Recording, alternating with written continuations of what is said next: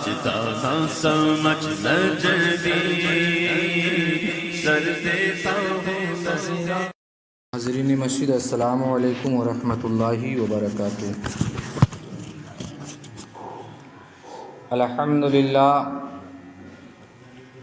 الحمدللہ رب العالمین والصلاة والسلام علی سید المرسلین، اما بعد فاعوذ باللہ من الشیطان الرجیم، بسم اللہ الرحمن الرحیم۔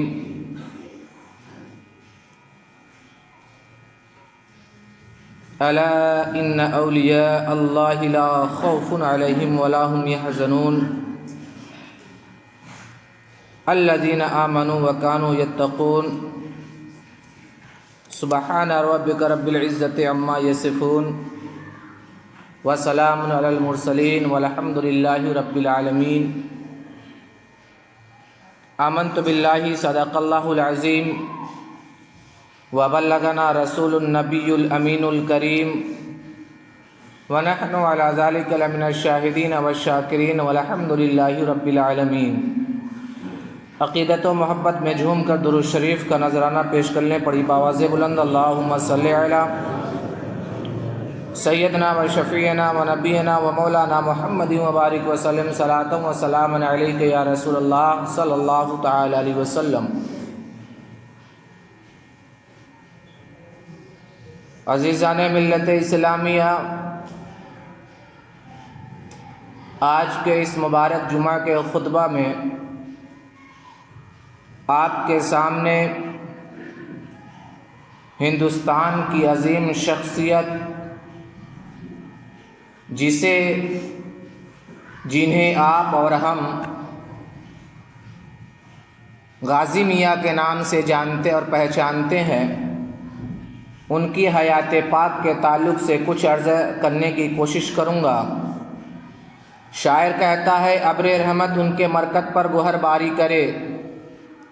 ابر رحمت ان کے مرکز پر گوہر باری کرے،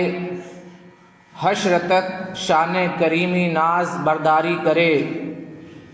فنا کے بعد بھی باقی ہے شان رہبری تیری، فنا کے بعد بھی باقی ہے شان رہبری تیری،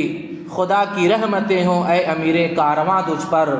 خدا کی رحمتیں ہوں اے امیر کارواں تجھ پر۔ عزیزان ملت اسلامیہ، حضور سید سالار مسعود غازی رحمۃ اللہ تعالی علیہ کی پوری عمر پاک 19 سال تھی، اور اس 19 سال کی مختصر سی زندگی میں آپ نے وہ کارہائے نمایاں انجام دیا کہ اللہ نے آپ کی خدمت کو قبول فرما لیا، اور آج بھی آپ کے آستانے اور آپ کے مزار مبارک پر حاضری دینے کے لیے لوگ مشتاق رہا کرتے ہیں، اور وہاں پر حاضری دینے کو اپنا فخر محسوس کرتے ہیں۔ حضور سید سالار مسعود غازی رحمۃ اللہ تعالی علیہ کے والد کا نام سید سالار ساہو علیہ رحمہ تھا، اور آپ کی والدہ کا نام بی بی ستر معلیٰ تھا۔ اور یہ بی بی ستر معلیٰ کون تھیں؟ یہ بی بی ستر معلیٰ سلطان محمود غزنوی کی بہن تھی، یعنی سلطان سبکتگین کی بیٹی تھی۔ اس اعتبار سے سلطان محمود غزنوی کے بھانجے ہوئے سید سالار مسعود غازی بہرائچی علیہ رحمۃ رضوان، اور اس اعتبار سے سید سالار مسعود غازی رحمۃ اللہ تعالی علیہ کے ماموں ہوئے سلطان محمود غزنوی۔ اللہ اکبر مسلمانوں، سلطان سید سالار مسعود غازی رحمۃ اللہ تعالی علیہ کے حیات پاک میں ہمارے علماء نے لکھا ہے، آپ کے وصف کو جو گنایا ہے وہ وصف یہ ہے، ناصر الاسلام والمسلمین، غازیوں اور مجاہدین کے قائد، لواء اسلام کے علمبردار، بتوں کی شان و شوکت کو توڑنے والے، شہدائے اسلام میں بہت ہی معروف و مشہور حضور سید سالار مسعود غازی رحمۃ اللہ تعالی علیہ۔ آپ کی جو پیدائش ہوتی ہے وہ اجمیر کی سرزمین پر ہوتی ہے، اور اجمیر کی سرزمین پر آپ کی پیدائش ہوتی ہے، اس کی وجہ کیا تھی؟ تو یہ بھی آپ سمجھتے ہوئے چلیے کہ پچھلے خطبوں میں اور پچھلے بیانات میں نے آپ کے سامنے اجمیر کی وجہ تسمیہ کو بھی بتا دیا تھا، اور اجمیر کا راجہ کون تھا؟ سلطان الہند خواجہ غریب نواز رحمۃ اللہ تعالی علیہ کے زمانے میں، اس کو بھی میں نے بتا دیا تھا۔ یہ ساری تفصیلیں گزشتہ جمعہ میں بیان ہو چکی ہے، لیکن آج آپ کو یہ جاننا ہے کہ سید سالار مسعود غازی رحمۃ اللہ تعالی علیہ کی پیدائش اجمیر کی سرزمین پر ہوتی ہے، تو اس کی وجہ کیا تھی؟ اس کی وجہ یہی تھی کہ سلطان سید سالار مسعود غازی رحمۃ اللہ تعالی علیہ کے جو والد تھے، جن کا نام تھا سید سالار ساہو علیہ رحمۃ رضوان، یہ اجمیر کے گورنر تھے۔ گورنر کس کی طرف سے تھے؟ سلطان محمود غزنوی کی طرف سے وہاں کے گورنر تھے، اور وہاں کا سارا انتظام و انصرام آپ کے ذمے تھا۔ اور وہیں پر 405 ہجری میں 21 رجب المرجب کو صبح صادق کے وقت آپ کی ولادت باسعادت ہوتی ہے۔ سید سالار مسعود غازی رحمۃ اللہ تعالی علیہ کی جو تربیت ہوتی ہے، جو پرورش ہوتی ہے، ماں اور والد کے آغوش میں ہوتی ہے، اور جب آپ کی عمر بولنے چالنے کی ہو جاتی ہے، جب آپ بولنے لگتے ہیں، تو آپ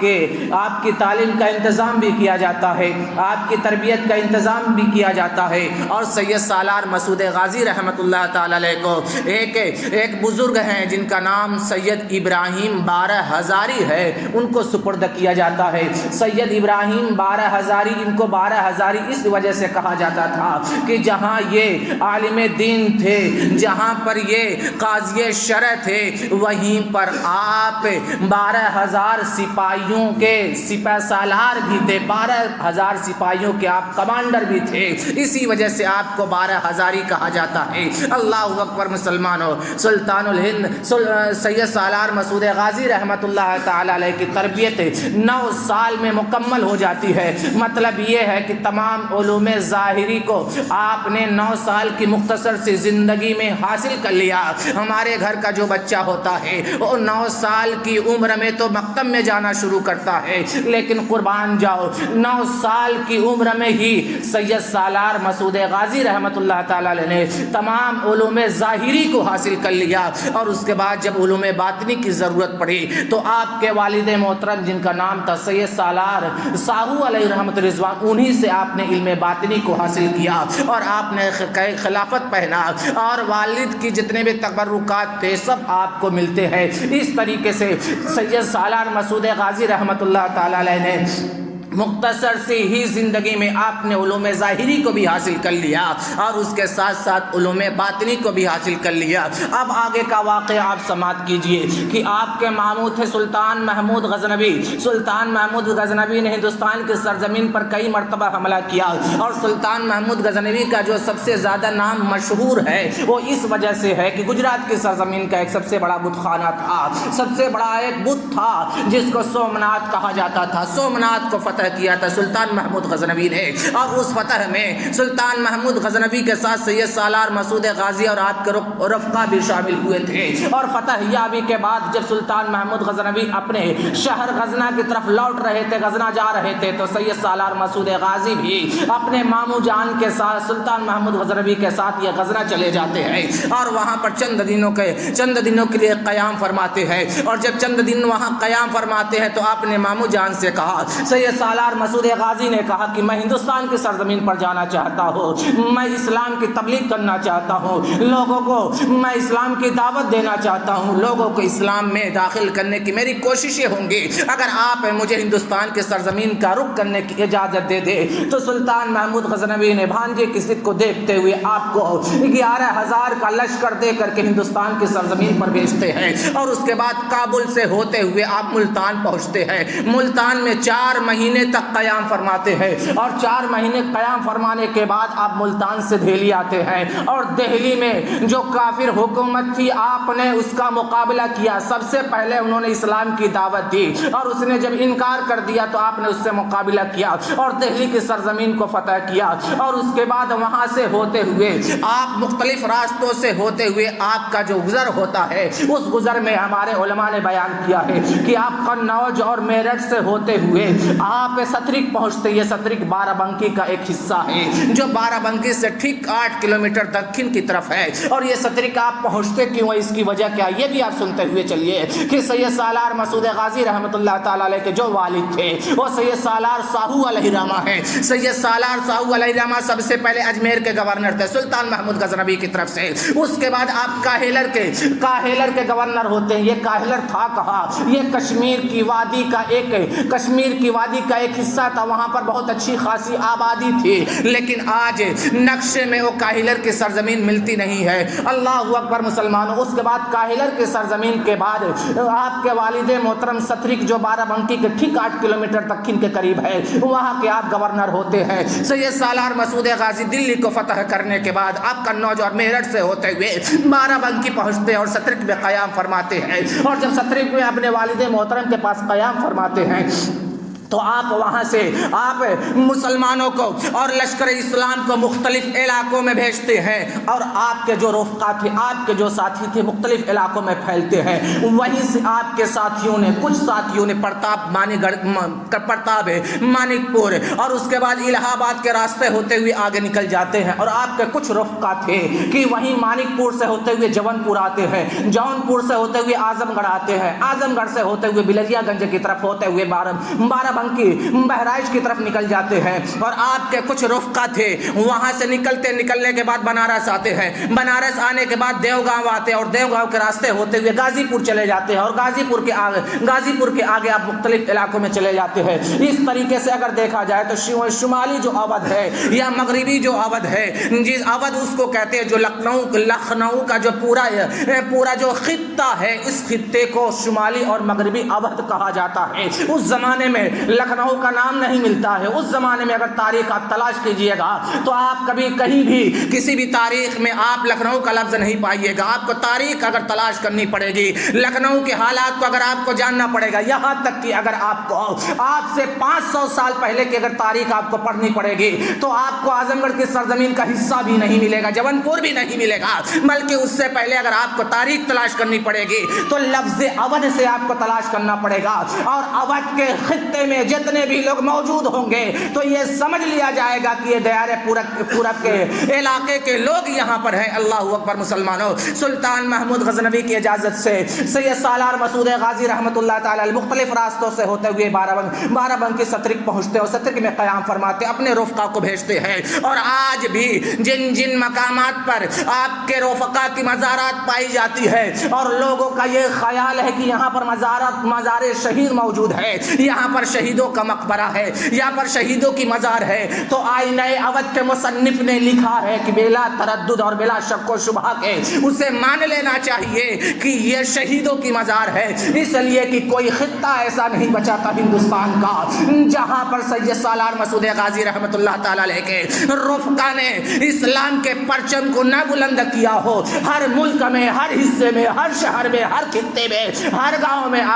سید سالار مسعود غازی رحمۃ اللہ تعالی علیہ کے جو رفقا تھے بڑھتے اور بڑھنے کے بعد اسلام کی روشنی اور شمع کو بلند کرتے ہیں. اللہ اکبر مسلمانوں. سید سالار مسعود غازی رحمۃ اللہ تعالی علیہ سترک بارہ بنکی میں قیام پذیر ہوتے ہیں, اور وہیں سے اپنے چچا جن کا نام تھا سید سیف الدین سرخرو اور ایک اور ان کے ساتھی تھے جن کا نام تھا رجب شرتی, ان دونوں حضرات کو ایک لشکر کے ساتھ بہرائچ کی طرف بھیجتے ہیں. اور جب یہ لوگ مختلف راستوں سے ہوتے ہوئے بہرائچ کو پہنچتے ہیں اور بہرائچ میں قیام فرماتے ہیں تو وہاں پر سب سے پہلے انہوں نے توحید کی شمع کو روشن کیا, یعنی لوگوں سے کہا کہ پڑھ لو کلمہ لا الہ الا اللہ محمد رسول اللہ, توحید کی دعوت دی, اسلام کی دعوت دی, مسلمان ہونے کے لیے کہا. جو خوش نصیب تھے وہ مسلمان ہوتے ہیں, داخل اسلام ہو جاتے ہیں. اور اس کے بعد جب لوگ مسلمان ہونے لگتے ہیں تو وہاں کے جو راجے اور مہاراجے تھے, جو وہاں کا راجا تھا, اس کو تکلیفیں ہونے شروع ہوئی کہ اب یہاں تو اذانیں بھی ہو رہی ہیں, یہاں نمازیں بھی پڑھی جا رہی ہیں, اور یہاں پر کلمہ توحید بھی بلند کیا جا رہا ہے, اور یہاں پر رسول اللہ کا نام بھی لیا جا رہا ہے. اسے تکلیفیں ہونے لگی. اللہ اکبر مسلمانوں. اس راجوں اور بہجا راجوں نے سلطان سید سالار مسعود غازی رحمۃ اللہ تعالی علیہ کے جو چچا تھے سیف الدین سرخرو اور ان کے جو ساتھی تھے رجب شرطی، ان دونوں کا اور ان کے لشکروں کا محاصرہ کر لیا، اور جب محاصرہ کیا تو وہاں سے خط لکھا جاتا ہے 17/12 بن کے سید سالار مسعود غازی رحمۃ اللہ تعالی علیہ کی بارگاہ میں، اور یہ کہا جاتا ہے کہ حضور ہمارا محاصرہ کر لیا گیا ہے، آپ ہمارے مدد کے لیے کوئی لشکر بھیجیے یا خود تشریف لائیے یا کوئی کمک بھیج دیجیے۔ سید سالار مسعود غازی رحمۃ اللہ تعالی علیہ اس 17/12 بنگی سے ایک لشکر جرار لے کر کے آپ بہرائچ کی طرف بڑھتے ہیں اور بہرائچ کے سرزمین پر پہنچتے ہیں، اور اس کے بعد راجاؤں اور مہاراجوں سے مقابلہ ہوتا ہے۔ سید سالار مسعود غازی رحمۃ اللہ تعالی علیہ جب بہرائچ پہنچتے ہیں تو شعبان کا مہینہ ہے، 17 شعبان کو آپ بہرائچ کی سرزمین پر پہنچتے ہیں، اور اس کے بعد وہاں کے کفار و مشرکین اور راجاؤں اور مہاراجوں سے جنگ ہوتی ہے، اور مسلمان قلیل تعداد میں ہونے کے باوجود بھی، تھوڑے ہونے کے باوجود بھی مسلمانوں کو فتح یابی ہوتی ہے۔ اور اس کے بعد سید سالار مسعود غازی رحمۃ اللہ تعالی علیہ رمضان، شوال، ذوالقعدہ، ذی الحجہ، محرم، صفر، ربیع الاول، ربیع الثانی، جمادی الاولیٰ، جمادی الاخری اور رجب کے مہینے میں رجب کے مہینے تک وہاں قیام فرماتے ہیں۔ اور جب اسلام کی شان و شوکت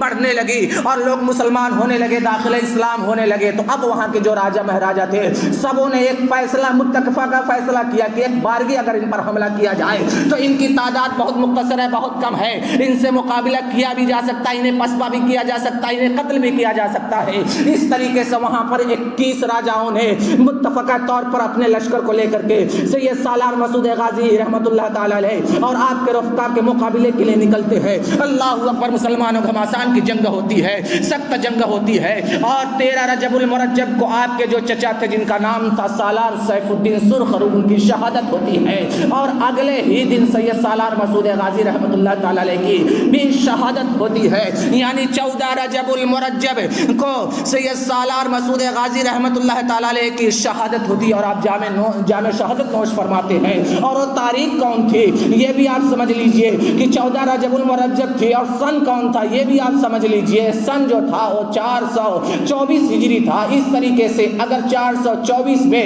اگر 5 کو گھٹا دیا جائے تو اس طریقے سے آپ کی جو عمر مبارک بچتی ہے وہ کل کی کل 19 سالہ عمر مبارک تھی 405 میں، اور 424 کے درمیان میں جو تعداد ہے 19 کی تعداد ہے، اور اسی 19 کی عمر میں سید سالار مسعود غازی رحمۃ اللہ تعالی علیہ نے وہ کارہائے عظیم نمایاں انجام دیا ہے کہ اللہ اکبر، اللہ نے آپ کی خدمات کو قبول فرمایا، اور آپ کی شہادت کے بعد مختلف علاقوں میں جو آپ کے عمرا تھے، آپ کے رفقا تھے، آپ کے ساتھی تھے، سب کو شہید کر دیا گیا، اور آپ ان کے رفقا سے اور ان کے عمرا سے مقابلہ کیا گیا، اور جو بھی تھے وہ سب کے سب اللہ والے تھے، نیک تھے۔ اسی وجہ سے جگہ جگہ پر آپ نے شہیدوں کی مزاروں کو دیکھا ہوگا۔ اللہ اکبر مسلمانوں، سید سالار مسعود غازی رحمۃ اللہ تعالی علیہ کی جو شہادت ہوتی ہے بہرائچ کی سرزمین پر ہوتی ہے، اور وہیں پر آپ کا مزار مبارک بھی ہے۔ یہ بھی آپ سنتے چلے کہ سید سالار مسعود غازی رحمۃ اللہ تعالی علیہ کا جو مزار مبارک ہے اس کو بنوایا کس نے ہے؟ اس کو فیروز شاہ تغلق نے بنوایا ہے۔ یہ فیروز شاہ تغلق سید سالار مسعود غازی رحمۃ اللہ تعالی علیہ کا چاہنے والا تھا، عقیدت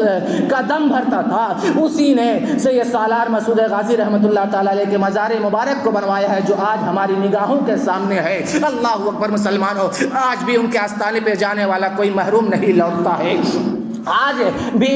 بلا تفریق مذہب و ملت، چاہے امیر ہو چاہے غریب ہو، چاہے مالدار ہو چاہے جوان ہو چاہے بوڑھا ہو چاہے کہیں کا بھی رہنے والا ہو، سید سالار مسعود غازی رحمۃ اللہ تعالی علیہ کی بارگاہ میں خراج عقیدت پیش کرنے کے لیے لوگ ان کے مزار کی طرف زیارت کرنے کے لیے جاتے ہیں اور اپنی من چاہی مرادیں بھی حاصل کرتے ہیں۔ آپ کے مزار مبارک پر جو کوڑی ہوتا ہے، برس والا ہوتا ہے، شفا پاتا ہے، جو مریض اور بیمار ہوتا ہے شفا پاتا ہے۔ اللہ رب العزت نے آپ کو قوت و طاقت عطا فرمائی ہے، وہ سرفرازی اور بلندی عطا فرمائی ہے کہ آپ مزار مبارک میں اگرچہ آرام فرما رہے ہیں لیکن لوگوں کے دلوں پر آپ حکومت کر رہے ہیں۔ اسی لیے تو شاعر نے بڑے ہی پیارے انداز میں یہ جملہ کہا تھا، یہ جملہ کہا ہے، فنا کے بعد بھی باقی ہے شان رہبری تیری، فنا کے بعد بھی باقی ہے شان رہبری تیری، خدا کی رحمتیں ہوں اے امیر کارواں تجھ پر۔ عزیزان ملت اسلامیہ، سید سالار مسعود غازی رحمۃ اللہ تعالی علیہ کہ یہ مختصر سی زندگی پاک کو میں نے آپ کے سامنے رکھا،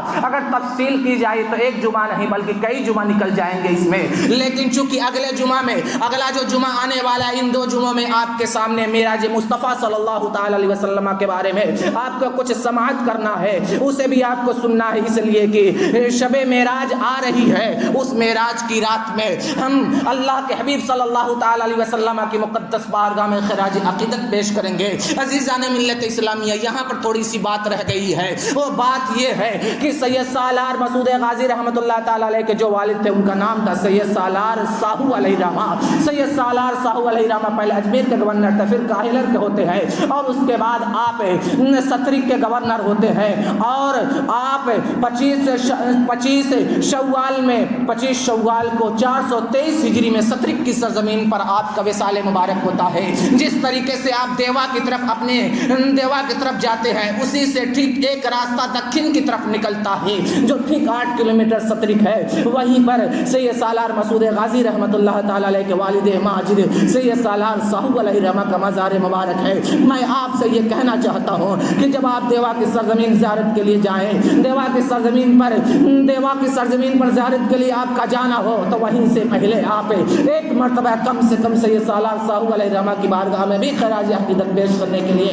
جائیں، اس لیے کہ ہمارے اسلاف ہیں جنہوں نے ہندوستان کی سرزمین پر دین کی شمع کو روشن کیا ہے اور یہاں پر اسلام کو پھیلایا ہے، اور انہی کی محنتوں کا نتیجہ ہے، یہی ہمارے بزرگان دین ہے جن کی محنتوں کا ثمرہ ہے کہ آج ہندوستان میں مسلمان پائے جا رہے ہیں۔ اللہ اکبر مسلمانوں، آئیے ان کی بارگاہ میں خراج ہم عقیدت پیش کرتے ہیں، اور سید سالار مسعود غازی رحمۃ اللہ تعالی علیہ کی بارگاہ میں جس طریقے سے ہو 14 رجب المرجب کو خراج عقیدت پیش کرے۔ اللہ رب العزت ہماری ساری قربانیوں کو قبول فرمائے، اور ہم جو ان کے لیے کریں اللہ رب العزت اسے قبول فرمائے، جو صدقہ و خیرات کریں، ایصال ثواب کریں، سب کو اللہ اپنی بارگاہ میں قبول فرمائے، اور ان محبوبین کے صدقے اور طفیل میں ہم سب کے مرحومین کی مغفرت فرمائے۔ استغفر اللہ وما علینا الا البلاغ۔ السلام علیکم ورحمۃ اللہ وبرکاتہ۔